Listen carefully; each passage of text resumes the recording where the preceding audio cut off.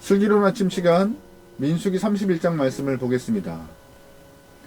성격이 좀 무딘 사람, 덜 예민한 사람은요, 자신을 향한 험담이나 또한 그런 비방의 말들에 대해서 아주 예민하고 아주 날석에 반응을 하지는 않는 것 같습니다. 조금 무딘 것 같아요. 또한 상대방이 불편한 행동을 해도 어느 정도는 감내하고 참는 경우도 있는 것 같습니다. 그러나 아무리 좀 무딘 사람이라 할지라도 자신의 가족이나 특별히 자신의 아이들에게 험담을 하거나 못된 행동을 하면요, 견디지 못하고 참을 수가 없는 것입니다. 사람은 내 문제에 대해서는 그럭저럭 참고 견디기도 해요. 그러나 가족과 아이들에게 못된 행동을 하거나 못된 말 하면은 견딜 수가 없는 것이 사람의 모습입니다. 그렇다면 하나님은 어떠실까요? 사람도 가족과 아이들에게 이렇게 정성을 다하고 예민한데 하나님은 자기 백성들에게 더 예민하지 않으실까요? 오늘 본문이 그 얘기를 좀 보여주고 있는 이야기입니다. 민수기 31장 말씀은요, 사람보다 더 자기의 백성들을 아끼시고 더 지극정성이신 하나님을 볼 수 있어요. 끝까지 악을 향하여서 심판하시는 하나님, 그냥 악을 그냥 보지 않으시고 이스라엘 백성에게 위해를 가한 사람들을 그냥 놔두지 않으시고 그에게 하나님께서 징벌하시는 모습이 나옵니다. 심판하시는 하나님이시죠. 우리는 이 하나님을 향하여서 우리를 지키시는 하나님이라고 우리는 믿고 신뢰할 수 있는 그러한 좋은 말씀을 통하여서 든든한 모습으로 오늘 하루를 여러분 살기 소망합니다. 이스라엘 백성들이 이제 40년의 광야 생활을 마치고 이제 가나안 땅에 들어가기 직전의 모습이에요. 그런데 하나님이 갑자기 모세에게 이러한 명령하십니다. 2절 말씀입니다. 이스라엘 자손의 원수를 미디안에게 갚으라. 그 후에 네가 조상들에게로 돌아가리라. 아멘. 하나님이 모세에게 미디안 족속을 치라고 명령하십니다. 마지막 명령 같은 느낌의 그런 뉘앙스예요. 하나님은 모세에게 이들을 가만 두면 안 된다라고 말씀하시는 것이죠. 미디안 사람이 어떤 사람이에요? 이스라엘 사람들이 모압 평지에 있을 때에 모압 왕 발락이 그 당시에 점성술과 발람에게 부탁을 합니다. 저 이스라엘 사람들을 저주해 달라고. 하지만 발람은 저주하지 않아요. 하나님의 영이 임하여서 쉽게 이스라엘 사람과 하나님을 저주하지 못하고 결국 그들을 축복하고 하나님을 찬양하는 모습에 마무리가 되어든 듯한 느낌이 있어요. 하지만 그때 하단마귀가 그냥 점성술과 발람이 이스라엘 사람들을 저주하지 않았다고 이스라엘을 포기하는 그런 존재가 아니잖아요. 다음 단계에 아주 못된 작전을 펼칩니다. 바로 미인계였죠. 그 당시에 모압 여인들과 미디안 여인들이 이스라엘 사람들과 함께 이렇게 관계를 맺고 이스라엘 사람들이 그 넘어 우상 숭배까지 하는 일을 촉발시키는 존재가 돼버렸어요. 그래서 하나님은 그 음행을 통하여서 우상 숭배에 빠진 영혼들에게 연병을 발생하여서 24,000명이 죽임을 당하는 무서운 죄의 징벌을 이스라엘 땅에 행하십니다. 그리고 하나님은 그 문제를 그냥 넘어가지 않으시고 오늘 본문을 보면 반드시 그들을 진멸하라 라고 하세요. 그래서 각 지파별로 1000명씩 차출하여서 12,000명의 군사를 이끌고 미디안을 진멸하러 갑니다. 결과는 어땠을까요? 7절과 8절 말씀입니다. 그들이 여호와께서 모세에게 명령하신 대로 미디안을 쳐서 남자를 다 죽였고 그 죽인 자 외에 미디안의 5 왕을 죽였으니 미디안의 왕들은 예위와 레겜과 수루와 후루와 레바이며 또 부올의 아들 발람의 칼로 죽였더라. 아멘. 하나님께서 내가 진멸하겠다라고 작정하시니까는요, 이스라엘 사람들을 통하여서 작정한 일을 이루어 가셨습니다. 미디안 자손들과 모압 사람들을 끝까지 찾아가서 그들을 심판하시는 모습이 오늘 본문 민수기 31장에 나오고 있어요. 그런데 조금 특별한 사람이 한 명 등장합니다. 바로 발람이 나와요. 발람을 칼로 죽였다라고 말하고 있어요. 사실 점성술과 발람은요, 모압 왕 발락에게 이스라엘 사람들을 저주하라는 부탁을 받지만 또한 그 물질과 지위를 약속받았지만 끝까지 저주하지 못합니다. 왜요? 하나님의 영이 발람에게 임하여서 저주할 수 없게 되었고, 오히려 점성술과 발람은 이스라엘 사람들을 높이고 하나님을 향하여서 영광 돌리는 그런 모습의 마무리가 되는 듯한 모습이었어요. 그런데 왜 하나님은 이 발람을 죽였을까요?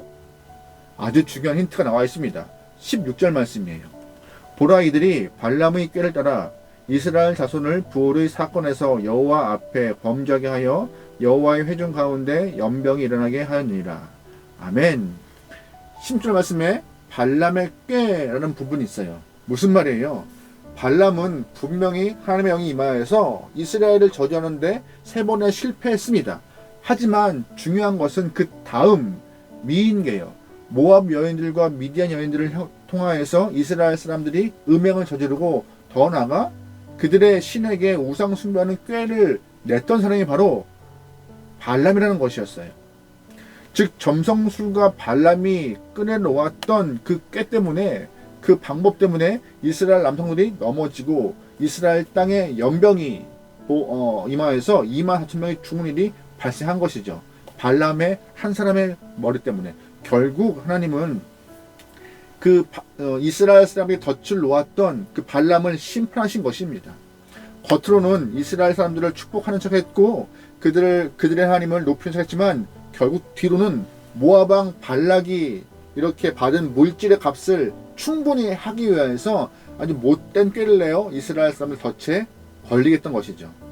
그래서 하나님은 끝까지 발람을 심판하신 것이고, 또한 발락과 함께 이스라엘을 넘어뜨렸던 미디안을 진멸하신 것이 31장의 이야기예요. 우리는 가끔씩 살면서 왜 하나님은 악을 향하여서 그만두고 계실까, 가만히 보고 계실까, 저들을 심판하지 않으실까 하는 생각을 할 때가 있어요. 하지만 역사를 한번 잘 보세요. 역사 가운데 하나님은 거대한 악들을 그냥 용납하시거나 그냥 방치하신 적이 없으세요.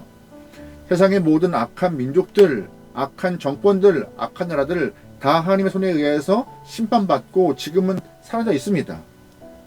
영원할 것 같은 세력들과 제국들, 하나님은 가만히 두지 않으시는 것이에요.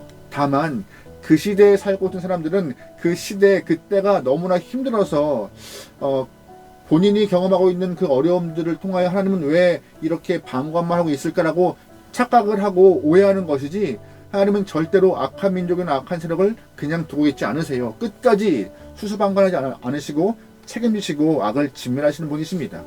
악을 싫어하시는 분이시니까요. 하나님은 역사의 주인이시며 그 주인의 하나님께서 끝까지 악을 심판하심을 여러분 믿고 그 하나님을 향하여서 마음을 다하게 소망합니다. 그런데 본문을 보면요, 하나님께서 미디안을 진멸한 이스라엘을 책망하시는 본문이 나와요. 분명히 하나님의 명령을 따라서 진멸했는데 왜 하나님은 이스라엘 사람들을 책망할까요? 17절에 이런 말씀이 있습니다. 모세가 군대의 지휘관 곧 싸움에서 돌아온 천부장과 백부장에게 노하니라. 17절 18절 말씀입니다. 그러므로 아이들 중에서 남자는 다 죽이고 남자와 동침하여 사내를 아는 여자도 다 죽이고 남자와 동침하지 아니한 사내를 알지 못하는 여자들은 다 너희를 위하여 살려둘 것이니라. 아멘. 무슨 말이에요? 모세가 천부장 백부장들에게 지휘관들에게 하는 이유는 딱 하나였어요. 여인들을 살려두었다는 것이죠.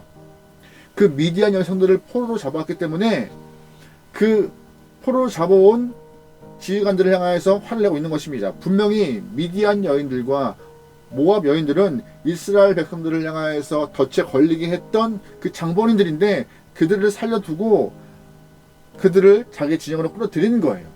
하나님은 악과 함께 악의 도구까지 다 진멸하기 위하여서 마음 먹고 강하게 명령하신 건데 악의 도구를 자기 진영으로 끌고 온 것이죠. 그 모습에 하나님과 모세가 화를 내고 있는 것입니다. 우리는 오늘 본문을 통하여서 하나님이 미디안을 정리하시는 모습을 좀 봐야 해요. 하나님은 악을 가만히 방관하고 두지 않으십니다. 하나님은 끝까지 책임을 물으시고 그들을 심판하시고 징벌하세요. 우리가 혹시 악에 있거나 악의 도구가 되는 순간 우리 또한 하나님의 심판의 대상이 됨을 분명히 알아야 합니다.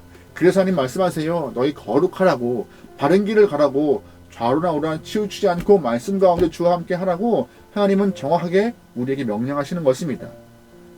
봄을 통하여서 끝까지 악을 추적하시면서 징벌하시는 주님을 기억하며 우리 스스로가 죄악의 도구가 아니라 하나님의 의의 도구 되어서 주 앞에 영광 돌릴 수 있는 여러분과 저의 귀한 영혼 되면 좋을 것 같아요.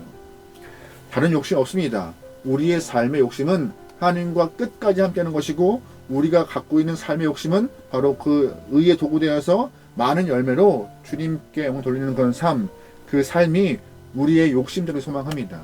할렐루야. 오늘 하루도 여러분 삶에서 각자의 처소에서 의의 도구로 아름답게 하나님의 이름을 증명할 수 있는 귀한 영혼 되기를 소망합니다. 기도하시겠습니다. 하나님이 싫어하시는 악의 모양도 쫓아하지 않는 그런 영혼 되게 하소서. 언제나 신실과 진실함으로 무장하여 거룩함을 지켜내시기 허락하시오며 삶의 아름다운 열매를 통하여서 하나님의 기쁨 되게 나오니 우리의 삶을 이끌어가 주십소서. 우리를 넘어뜨려야 하는 악의 세력들 많습니다. 사단막이 우리를 주님과 멀게 하기 위해서 여러 가지 계획과 계략을 갖고 있습니다. 하나님, 우는 사자와 같이 사단막이 우리를 언제나 삼키려고 애쓰고 있사오니 하나님, 우리는 말씀으로 무장하고 믿음으로 무장하여서 영적 전쟁 가운데 승리할 수 있는 주님의 군사가 되도록 역사소서. 모든 걸 맡기오며 예수님의 이름으로 기도합니다. 아멘.